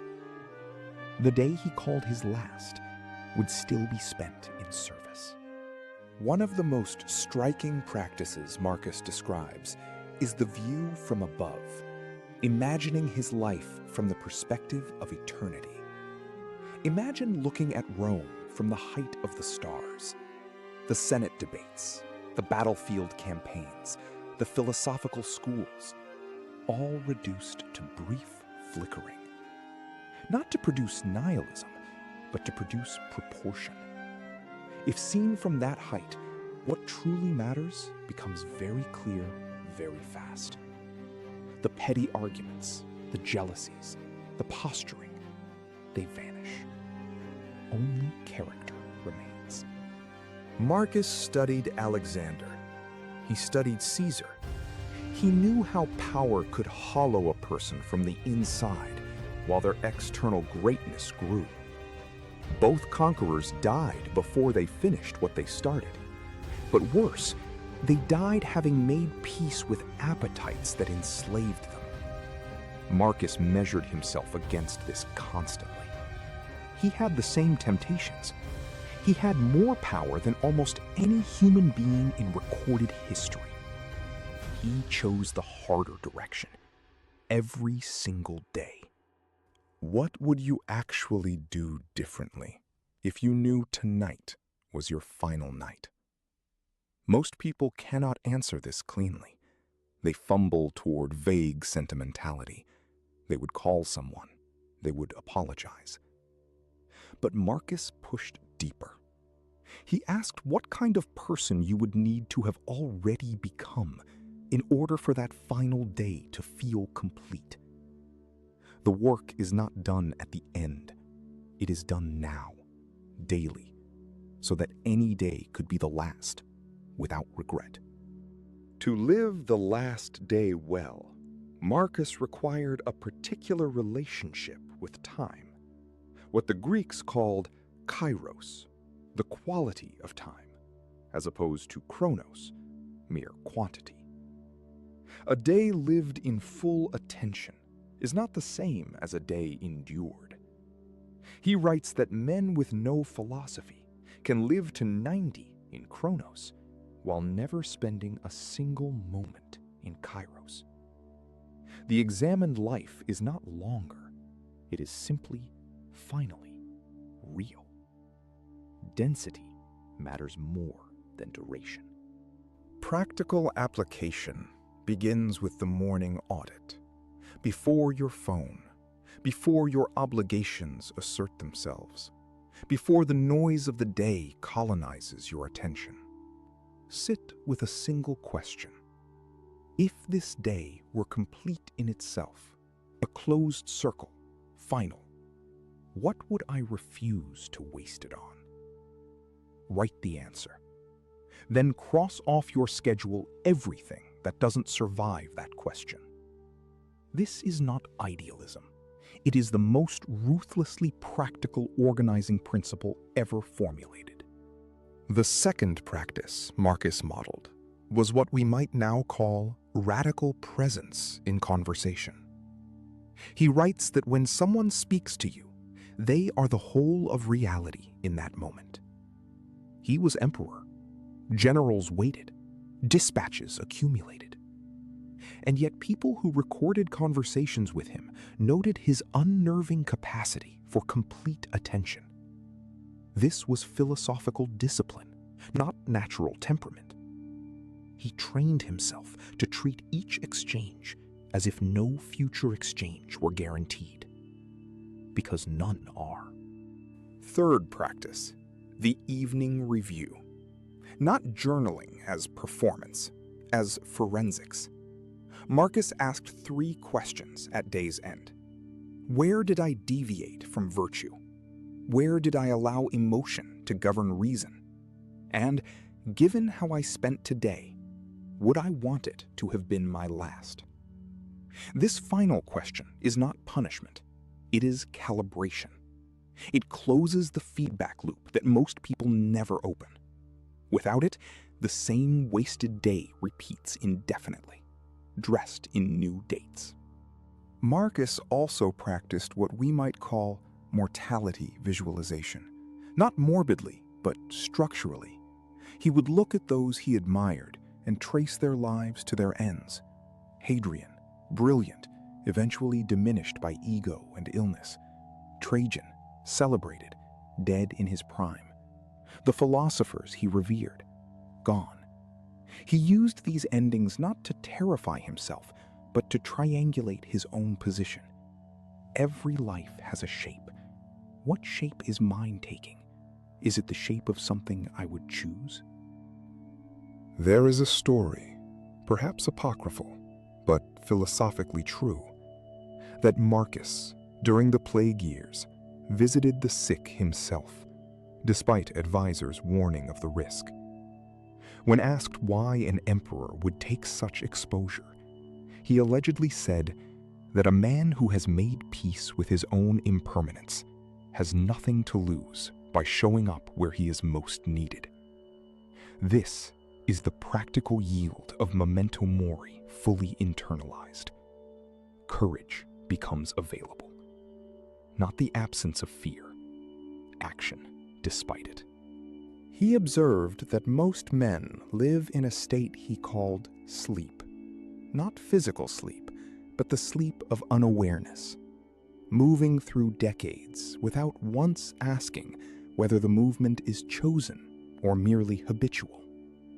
Philosophy, for Marcus, was the practice of waking up, not once in some dramatic illumination, but daily, repeatedly, against the powerful pull of comfort and distraction. The last day, properly understood, is simply the day you finally stop sleepwalking. He wanted every day to be that day. His relationship with grief is instructive here. Marcus lost children, Antoninus, who lived only 4 days, and others who did not survive childhood. He wrote about grief with a strange precision. He allowed it. He did not perform Stoic detachment as suppression. He felt the weight fully, then turned back to work.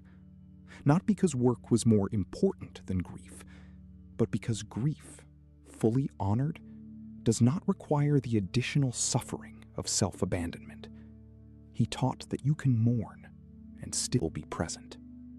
What the last day philosophy demands most is the abandonment of what Marcus called the opinion of the many, the invisible audience most of us perform our lives for. We delay authenticity, waiting for permission from people who are themselves waiting for permission. Marcus wrote that this was the defining slavery of his era, and it is still ours. To live your last day fully, you must stop consulting an audience that will never give you the clearance you're waiting for. Marcus returned again and again to a teaching from Epictetus, his philosophical predecessor. Some things are in our control, and some are not. The dichotomy of control is not passive. It is ferociously active. It means spending no psychological energy on what cannot be changed, and channeling everything into what can. When you live each day as your last, this dichotomy becomes urgent. You have no time for the futile. Every moment spent resenting what cannot be changed is a moment stolen from what can. By the time Marcus was approaching his own end, in 180 CE, near the Danube frontier, still on campaign, those who recorded his final days noted his characteristic equanimity. He reportedly told his physicians not to fuss, that what must happen would happen, and that the work of living was essentially complete. Not because he had done everything, but because he had lived in a way that left each day complete in itself. He had been practicing his last day for decades. When it came, he recognized it. The historians noted that Marcus's final recorded words were addressed to the guard who came to check on him. He said, in effect, "Go to the dawn, tend to the living. My part is done." There is something devastating and beautiful in the completeness of this. A man who had spent decades asking whether each day deserved to have been his last, ending on a day that answered yes. He had lived his philosophy all the way to its logical and literal conclusion. So here is what you were promised at the beginning. The method Marcus Aurelius used to live each day as if it were his last was not a trick or a technique. It was a complete reorientation of the self toward what is real and present and genuinely one's own. Morning audit, full attention, evening reckoning, the practice of mortality as clarity, the abandonment of the invisible audience, and beneath all of it, the terrifying, liberating truth: this day will not return. Make it worthy. That is the whole. Your ego has already cost you relationships you can never recover, opportunities that will never return, and versions of yourself that died quietly while you were busy being right. There are exactly 11 types of people your ego will destroy if you don't stop it. And number 11 is the one almost no one sees coming, the one the Stoics considered the most devastating loss of all. Number 1, the mentor. Marcus Aurelius wrote in his Meditations that he owed more to Rusticus than to any emperor before him, because Rusticus showed him where his character fell short. The ego cannot receive correction. It translates instruction into insult. Every time a wiser person reaches toward you with hard truth, the ego interprets that outstretched hand as a threat, and so it closes the door. Think of the student who argues with the master, not because the master is wrong, but because agreement feels like submission.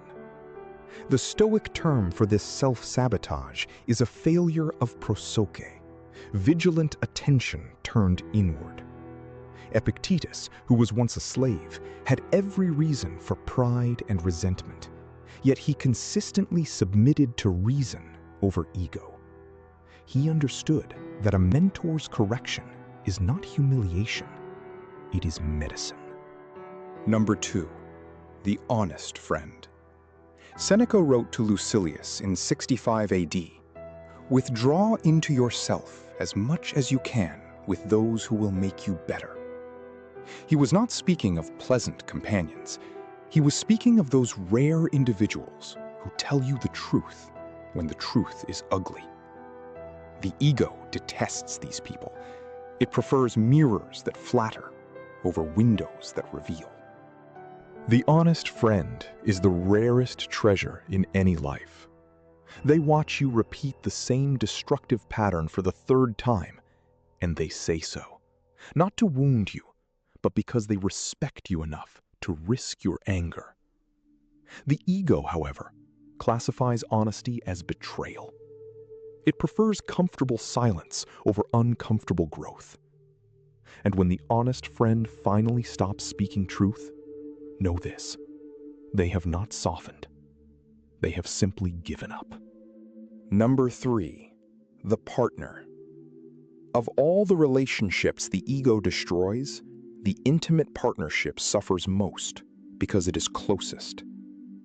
The Stoics spoke of the hegemonikon, the ruling faculty of the soul, as the seat of all judgments.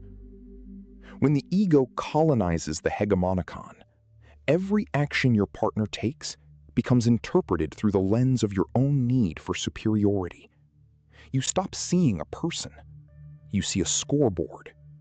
Marcus Aurelius, in Book 6 of his Meditations, reminded himself that people act from their own reasoning, flawed, human, seeking. The ego refuses this understanding. It demands that a partner shrink, agree, and confirm. It punishes vulnerability with contempt. It treats love as a dominance contest. Relationships require the Stoic practice of officium, duty to the other's flourishing. The ego makes every act of duty feel like defeat. Number 4, the colleague who surpasses you. There is a particular venom the ego produces when someone who once stood beside you climbs higher. The Stoics called envy one of the most corrosive passions, a disturbance of the soul that serves no rational function whatsoever. Chrysippus, the third head of the Stoic school, argued that all destructive passions originate in false judgments about what is truly good. When a colleague surpasses you, the ego does not ask, "What can I learn from their ascent?" It asks, "How do I diminish their achievement?"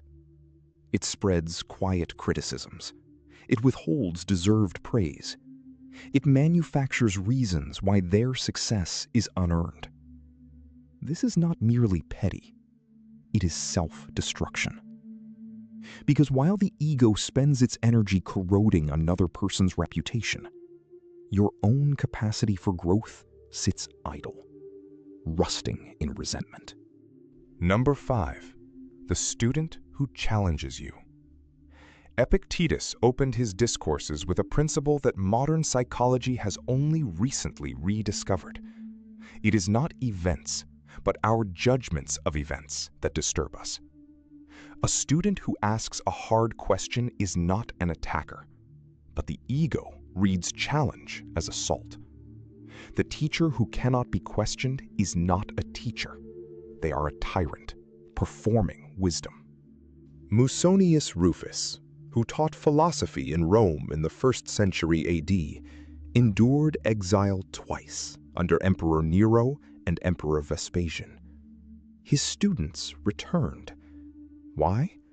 Because he never used authority to silence curiosity. He understood that a student's challenge sharpens the teacher's understanding. It is a gift disguised as friction.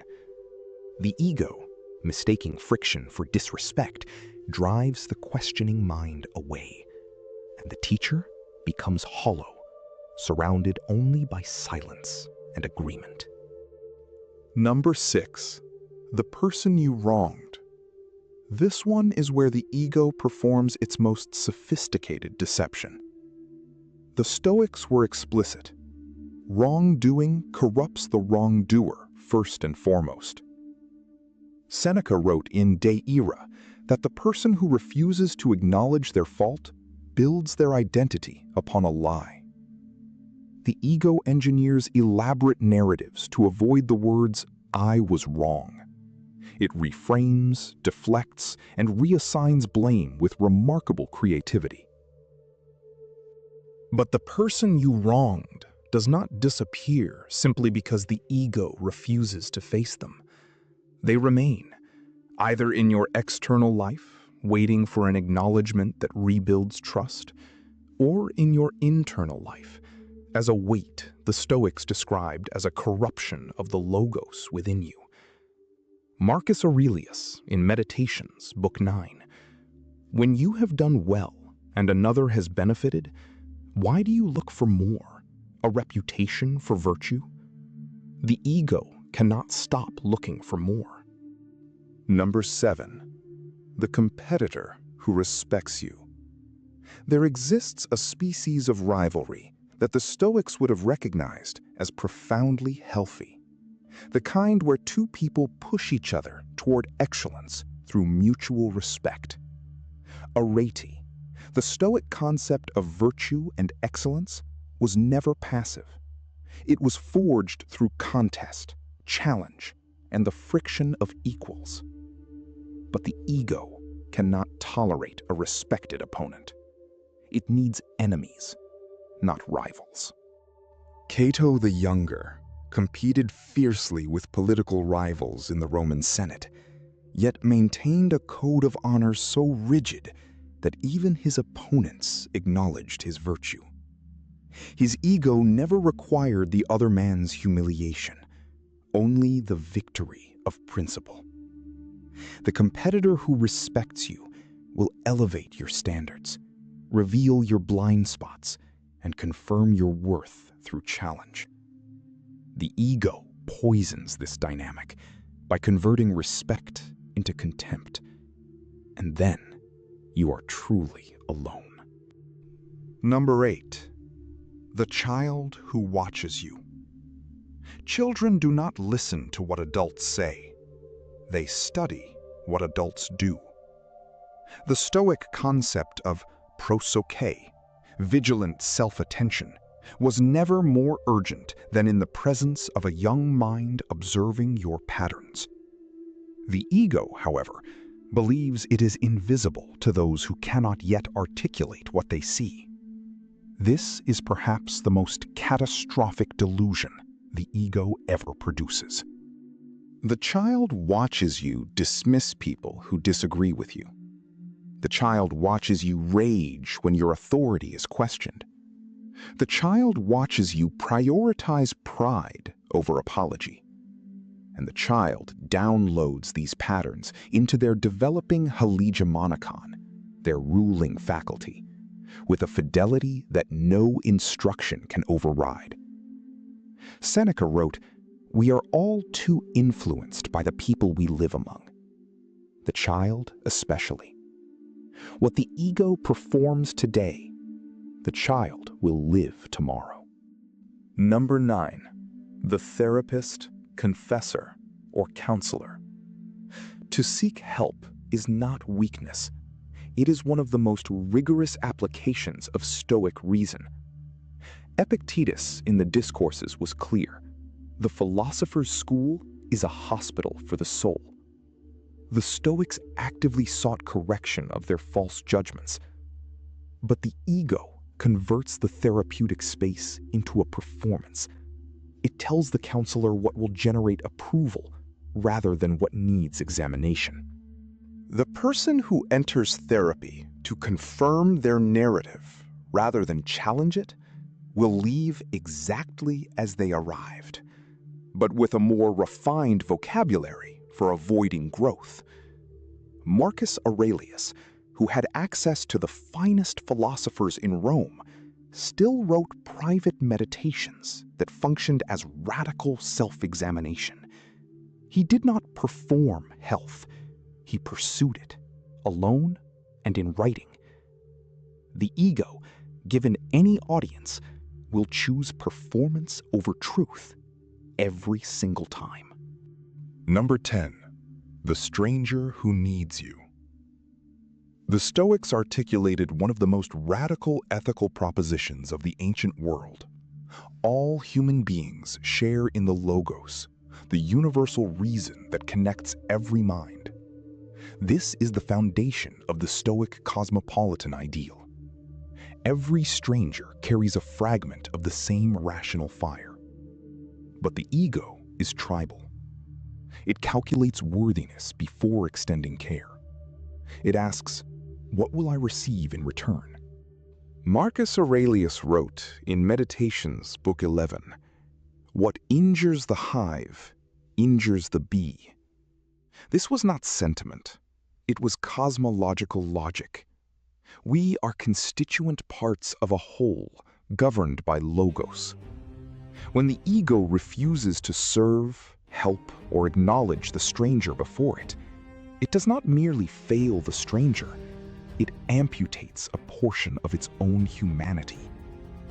The people your ego dismisses as irrelevant are often the ones who would have mattered most. We are now approaching the 11th type, the one the Stoics considered the most devastating destruction the ego can accomplish. Before we arrive there, understand what these 10 preceding types share. Every one of them offered the ego something it could not manufacture alone: growth, love, truth, excellence, legacy. The ego rejected each offering because accepting it required the ego to become smaller than it believed it deserved to be. Zeno of Citium founded Stoicism around 300 BC in Athens after a shipwreck destroyed his merchant fortune. He lost everything the world calls valuable, and in that loss, he found the one thing the ego never controls: the quality of his own soul. What survived the shipwreck was his character, his inner citadel. Every number on this list represents someone who could have fortified that citadel. The ego burned them each as fuel for its own fire. Number 11, yourself. This is the one almost no one sees in time. Not the future version of you, though that person suffers too. The specific self the ego destroys is the authentic, unperformed self, the one that exists beneath the need for status, approval, and dominance. The Stoics had a name for the deepest work of philosophy. It was not the acquisition of knowledge. It was the removal of false additions to the self. Epictetus, in the Enchiridion, wrote this with surgical precision. Seek not that the things which happen should happen as you wish, but wish the things which happen to be as they are, and you will have a tranquil flow of life. The ego is the exact opposite of this instruction. It demands that reality conform to its self-image, and when reality refuses, as it always does, the ego does not adapt. It doubles down. It escalates. The destruction of the authentic self is not dramatic. It does not announce itself. It accumulates across 1,000 small choices. The apology withheld, the vulnerability suppressed, the genuine emotion traded for a composed performance, the truth abandoned for a version that flatters the ego's preferred narrative. Marcus Aurelius described this process as a narrowing, the soul that once breathed fully, now drawing shallow breaths, mistaking contraction for dignity. The Stoic concept of apatheia is frequently misunderstood as emotional suppression. It is not. Apatheia means freedom from irrational passions, from the ego's distortions of reality. The authentic self the ego destroys is not a passive or cold entity. It is the self that responds to the world with clear reason and genuine feeling, uncorrupted by the ego's need to win, dominate, and be seen. That self is what Stoic philosophy spent 5 centuries trying to cultivate. Seneca wrote in Letter 11 to Lucilius, "Recede in te ipse," withdraw into yourself. Not the ego's self, which performs and defends and accumulates. The deeper self, the one that existed before the world taught you that your value must be earned through superiority. This is the self your ego will destroy most completely if left unchallenged. Because unlike mentors and partners and colleagues, the authentic self cannot simply leave. It can only disappear. How does the ego destroy the authentic self? Through what Chrysippus called false synkatathesis, false assent to incorrect propositions about reality. The ego asserts, I am my reputation. I am my position. I am the image others hold of me. And the authentic self unable to disprove these assertions from within the ego's framework, slowly accepts them. It stops reaching for arete, for genuine excellence, and settles for the appearance of it. The premeditatio malorum, the Stoic practice of foreseeing adversity before it arrives, was designed precisely for this kind of reckoning. Seneca urged his students to sit with the question, what if I lose everything I currently use to define myself? Not as an exercise in despair, but as a stripping away of false identity. When the ego's scaffolding collapses, what remains? That remainder is the authentic self. Most people spend their lives ensuring they never have to answer that question. The memento mori practice of the Stoics was not morbid entertainment. It was a precision instrument for dissolving ego. Marcus Aurelius wrote in Meditations, Book 4, "How many a Chrysippus, how many a Socrates, how many an Epictetus has time already swallowed up?" The ego cannot survive honest confrontation with its own impermanence. Every status game, every dominance display, every relationship sacrificed on the altar of pride, all of it, dust. And the authentic self, briefly glimpsed before the ego rebuilds its walls, weeps at the waste. There is a final cruelty in how the ego destroys the authentic self. It uses your greatest gifts as weapons against you. Your intelligence becomes a tool for winning arguments you should lose. Your sensitivity becomes a mechanism for detecting threats to your status. Your ambition becomes an engine driving you away from what genuinely matters. What was given to you for excellence, for arete, is redirected toward the ego's endless, exhausting campaign for superiority. The Stoics were not gentle about what it takes to reclaim the authentic self from the ego. Epictetus, in Discourses Book 3, was explicit. This work requires what he called sustained prosoche, a vigilance that does not relax at nightfall or in company. Every moment the ego is not examined, it expands. It is not sufficient to have insight into the ego's operations. Insight without daily discipline is merely a more sophisticated form of self-deception. This is why Marcus Aurelius wrote his Meditations, not for publication. They were never intended as a book. They were written as a daily practice of self-correction, a private conversation with his own hegemonicon. He was the most powerful man in the Roman world, and he spent each morning reminding himself of his smallness before the Logos, his obligation to virtue, and his tendency, like all humans, toward the ego's gravitational pull. Power did not exempt him. It amplified the danger. Consider the accumulated weight of what the ego destroys across a lifetime. The mentor's wisdom refused, the honest friend silenced, the partner abandoned, the colleague resented, the student dismissed, the wrong unacknowledged, the competitor dishonored, the child's soul shaped by your worst patterns, the counselor deceived, the stranger ignored. Each of these is not merely a lost relationship. Each one is a dimension of your own character that was never allowed to develop. The Stoic solution is not self-hatred. It is not the dismantling of confidence or ambition. The Stoics were deeply committed to excellence, to pursuing virtue with full intensity.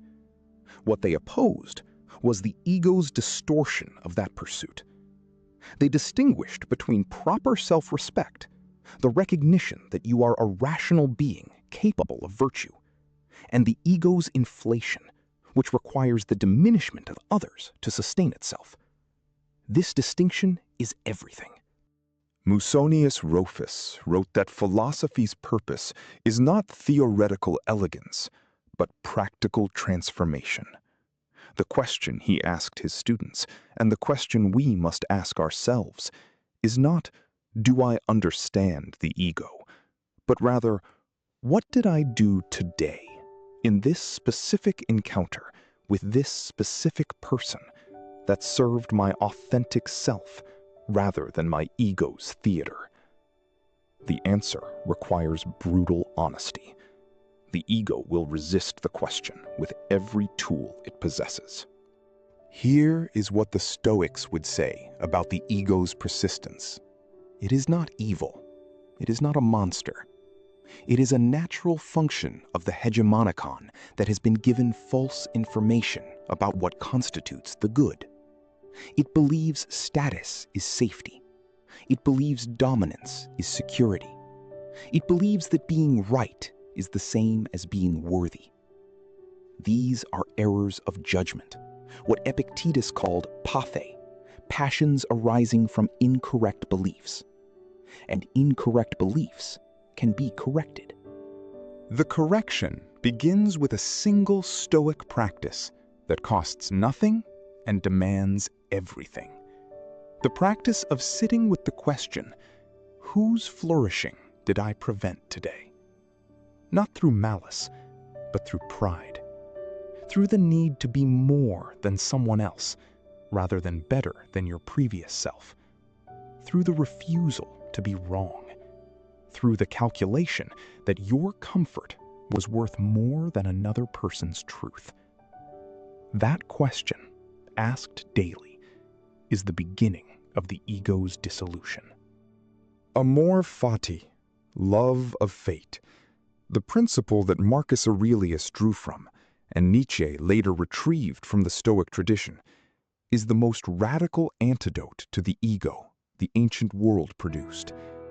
The ego requires favorable conditions to sustain its narrative. Amor fati destroys those conditions. It says, whatever arrives, the authentic self remains intact. Not because fate is always kind, but because the authentic self is not built from circumstances. It is built from responses. Every person on this list, mentor, honest friend, partner, surpassing colleague, questioning student, wronged person, competitor, watching child, counselor, stranger, and above all, your authentic self. Every single one of them is an invitation. Not to comfort, not to affirmation, but to growth in the Stoic sense, the expansion of virtue, the sharpening of reason, the deepening of the soul's capacity to live according to the Logos. The ego converts every invitation into a battlefield. The hook we opened with was not rhetorical. Your ego has already cost you relationships that cannot be recovered. The question is not whether the ego has caused damage. It has. The question the Stoics asked, the question Marcus Aurelius asked himself in the cold morning of the Roman palace, is whether you will continue paying the same price tomorrow. Awareness changes nothing automatically. Only disciplined action on that awareness begins the repair. Begin where the Stoics began, with the dichotomy of control. The ego's opinions of you, other people's perceptions, your status, your position. These are externals, indifferent in the Stoic vocabulary, adiaphora. The quality of your response to the 11 types of people on this list, that is within your control. Entirely. Absolutely. And it is the only place where genuine change, genuine freedom, and genuine recovery of the authentic self can occur. Number 11 was the self, the authentic, unperformed self, beneath every role the ego has ever played. This is what the Stoics called your daemon, your rational, virtue-capable inner nature. Zeno lost a ship and found philosophy. Marcus Aurelius held an empire and found humility. Epictetus lost his freedom and found sovereignty over his mind. Every one of them recovered the authentic self, not by building the ego up, but by relentlessly dismantling its false additions. The closing reflection the Stoics offered was never comfortable. Seneca's final words to Lucilius, across 124 letters, were not a recipe for ego management. They were a sustained demand to choose the life of the soul over the performance of identity. That choice is available to you today, not in a grand gesture, in the next conversation, with the next person on this list, in the next moment when the ego insists on winning something that does not need to be won. If this reflection has moved something in you, subscribe. Tomorrow, we go deeper into Marcus Aurelius's 4 disciplines of the Stoic mind. The bell ensures you don't miss it. Now, which of these 11 people has your ego already cost you?